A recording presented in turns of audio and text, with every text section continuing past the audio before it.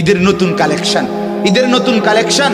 ওই দোকানদাররা ফ্যাশন করে দিলে, গত বছর কাম এদিক দিয়ে দিছে, এবছর এদিক দিয়ে কাপড় একটা টুকরা বাড়ায় দিছে, ওই যে এটা এবার নতুন আসছে। এই ছাগলামি ছাড়া আর কি?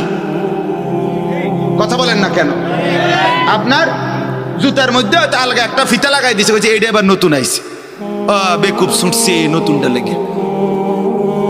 নাইলে এটা কি মনে করেন গত বছর জুতা পায়ে ফিনতো, এবছর নতুন আসছে জুতা মাথাত ফিনদে, তাইলে না এটা সম্পূর্ণ ভিন্নতা হইতে।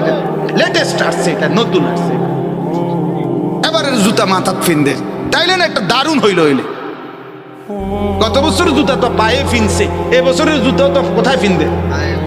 নতুন এলো কি? নতুন কি আসছে বলে?